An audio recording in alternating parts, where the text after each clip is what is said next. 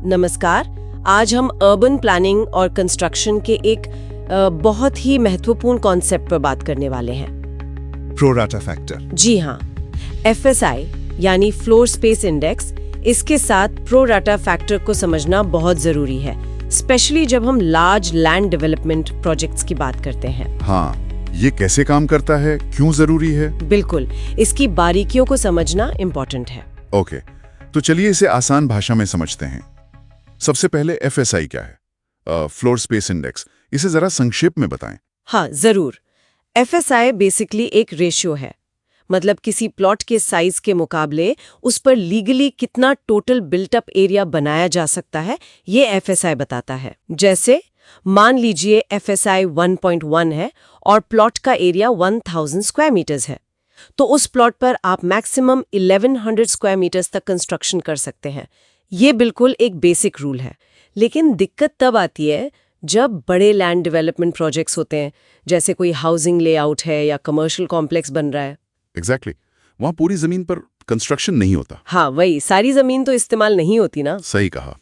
बड़े लेआउट्स में लैंड का एक सिग्निफिकेंट हिस्सा कॉमन इंफ्रास्ट्रक्चर के लिए रखना पड़ता है। जैसे इंटरनल रोड्स हो गए, ओपन स्पेसेस, पार्क्स और अमेनिटी एरियाज भी, स्कूल्स, हॉस्पिटल्स वगैरह के लिए जगह छोड़नी पड़ती है। यह हिस्सा डेवलपर को लोकल अथॉरिटी को देना होता है, मतलब सरेंडर करना होता है पब्लिक यूज के लिए। और यहीं पर लैंड ओनर या डेवलपर के लिए थोड़ी मुश्किल हो जाती होगी, है ना? हाँ, क्योंकि जब ये लैंड चली जाती है तो उनके पास बेचने लायक जो प्लॉट्स बचते हैं, नेट प्लॉट्स जिन्हें कहते हैं, उनका एरिया कम हो जाता है। राइट। अब सोचिए, अगर FSI सिर्फ इन छोटे नेट प्लॉट्स पर ही गिना जाए तो ये तो उनके लिए अनफेयर हुआ ना? हाँ, बिल्कुल, क्योंकि असल प्लॉट तो बड़ा था। प्रिसाइजली, उनका ओवरऑल कंस्ट्रक्शन पोटेंशियल कम हो जाएगा। तो इसी अनफेयरनेस को एड्रेस करने के लिए प्रो राटा फैक्टर का कॉन्सेप्ट लाया गया है। तो ये प्रो राटा फैक्टर करता क्या है असल में? ये प्रॉब्लम सॉल्व कैसे होती है? इसमें होता यह है, pro rata factor land owners या डेवलपर्स को कंस्ट्रक्शन राइट्स ऐसे देता है मानो FSI नेट प्लॉट एरिया पर नहीं, बल्कि उनके ओरिजिनल ग्रॉस लेआउट एरिया पर कैलकुलेट हो रहा हो। इफेक्टिवली ये फैक्टर कॉम्पेंसेट करता है जो लॉस हुआ रोड्स, पार्क्स, अमेनिटीज के लिए जमीन देने में। उसे कॉम्पेंसेट करता है कैसे? बची हुई नेट प्लॉट्स पर परमिसिबल कंस्ट्रक्शन एरिया बढ़ाकर। बेसिकली आपको बची हुई जमीन पर ज्यादा बनाने की परमिशन मिल जाती है। तो इसे कैलकुलेट कैसे करते हैं? कोई फॉर्मूला है इसका? यस, है। कैलकुलेशन काफी स्ट्रेट फॉरवर्ड है।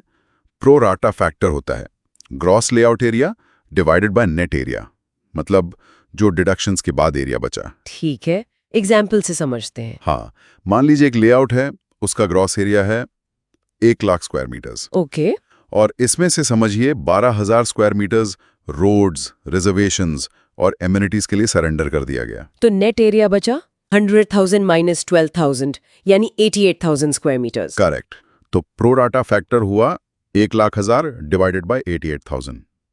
ये आता है लगभग 1.136। 1.136। इसका मतलब क्या हुआ? इसका मतलब ये है कि उस लेआउट के हर प्लॉट को जो नॉर्मल FSI लागू होता है, उस पर करीब 13.6% का एक्स्ट्रा बेनिफिट मिलेगा। अच्छा, इसे एक प्लॉट के एग्जाम्पल से समझाइए। मान लीजिए बेसिक FSI 1.1 है और लेआउट में एक प्लॉट 500 स्क्वायर मीटर्स का है। बिल्कुल।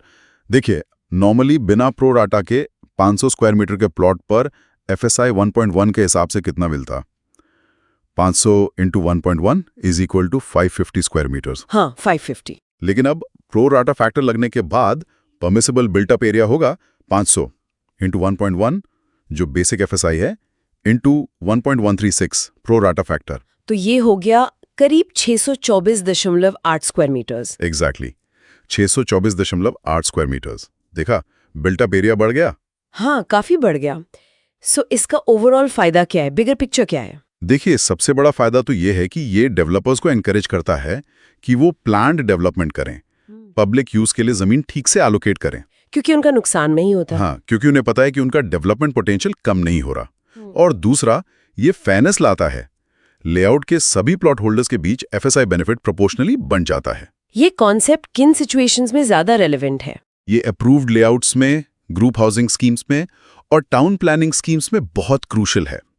कई जगह अर्बन डेवलपमेंट रूल्स, जैसे महाराष्ट्र में जो UDCPR है, unified development control and promotion regulations, वो इसे अलाउ करते हैं। ताकि प्लान डेवलपमेंट आसानी से हो सके। बिल्कुल। तो बेसिकली प्रो राटा फैक्टर एक तरह का बैलेंसिंग एक्ट है, पब्लिक इंफ्रास्ट्रक्चर की जरूरतें और प्राइवेट लैंड ओनर्स के राइट्स के बीच। ये इंश्योर करता है कि सिस्टमैटिक प्लानिंग से डेवलपमेंट रुके नहीं, बल्कि और ज्यादा ऑर्गेनाइज्ड हो, एफिशिएंट हो और सबके लिए इक्विटेबल, मतलब न्याय संगत बने। तो ये था प्रो राटा फैक्टर का एक डिटेल्ड ओवरव्यू एफएसआई के कॉन्टेक्स्ट में।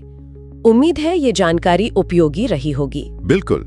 ये कॉन्सेप्ट अर्बन डेवलपमेंट में फेयरनेस और इफेक्टिव प्लानिंग के लिए काफी महत्वपूर्ण है। और यहाँ एक सवाल उठता है कि रियल वर्ल्ड में ये लागू होते हुए कैसा दिखता है। कमेंट बॉक्स में हमें जरूर बताएं। और अधिक जानकारी, डिटेल्ड डिस्कशंस के लिए आप हमारा टेलीग्राम चैनल महाटेपीसी ज्वाइन कर सकते हैं। और हाँ, इस फील्ड से जुड़े लेटेस्ट अपडेट्स और ऐसे ही इंफॉर्मेटिव डिस्कशंस के लिए महाटीपीसी यूट्यूब चैनल को सब्सक्राइब करना ना भूलें और वो बेल आइकन जरूर दबाएं।